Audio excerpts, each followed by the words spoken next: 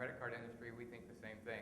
There's about 20,000 employees, 30,000 employees in this industry, but about 400 of us always make all the decisions. They're always in the same holes and everything. So it's not that big. I'll give you a little history on us. We are the 7th largest processor. That's an industry publication that comes out every year. We do global processing. So most of our competitors are in the US, they're in Canada, they're in Australia. We looked at that a long time ago, and as Tony made a comment, this is a world industry. Well, we did that in '97 and said, why are we just in the US? So our clients are global clients. Most of them have opportunities elsewhere. We do Expedia.com. There's Expedia.com, there's Expedia.uk, there's Expedia EU, there's Expedia, we do them. We run euros, pounds sterling, Australian dollars, Canadian dollars, US dollars.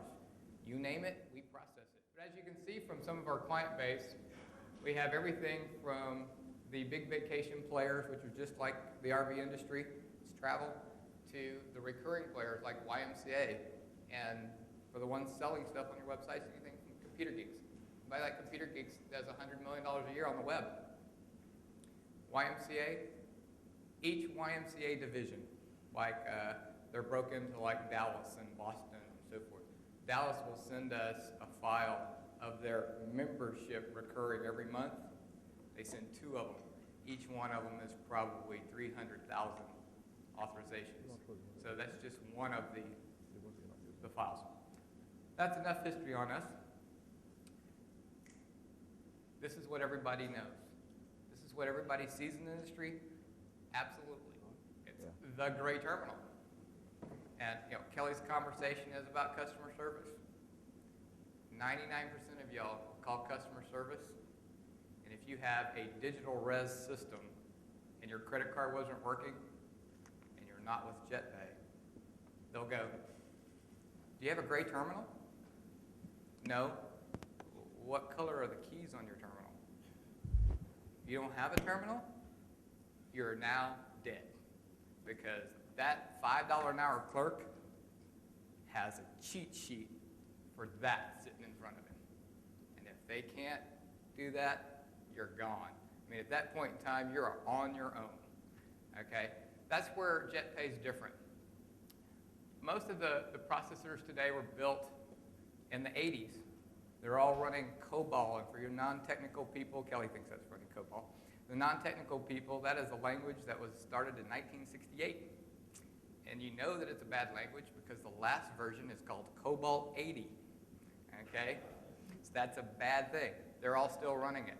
The problem is they built their platforms on that. They put millions and millions and millions of these gray terminals out that dial up to them. Now they're in today's technology and they can't figure out how to move. They can't do anything. So these are some of the things that we're going to talk about. They're also doing tiered pricing, which I'll get into, and they're reporting. Where's my money? Well, we can't tell you for 48 hours because we run a batch process. That's yesterday. I want to know where my money is right now. I want to spend it. I got something. Where is it? I got to make payroll.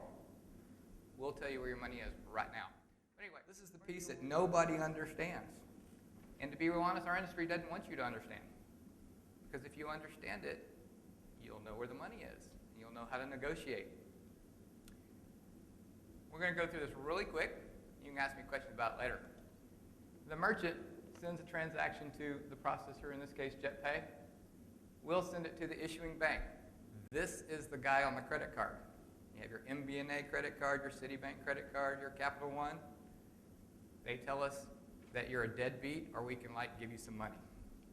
Okay, so we build this authorization up, tells them all about it. You're at an RV park or you're buying electronics or whatever.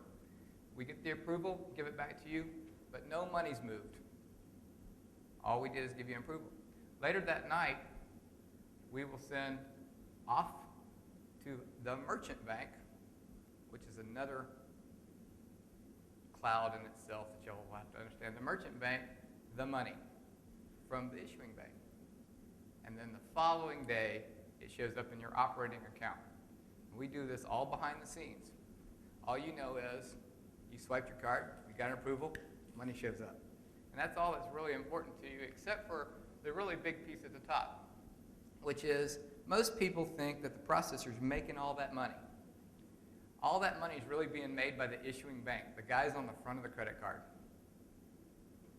And a 2% deal, if you're getting charged 2%, chances are that's how it would break down. $1.80 would go to the issuing bank, to the Citibank, Capital One, that kind of thing. 10 cents would go to the merchant bank, and 10 cents would go to the processor.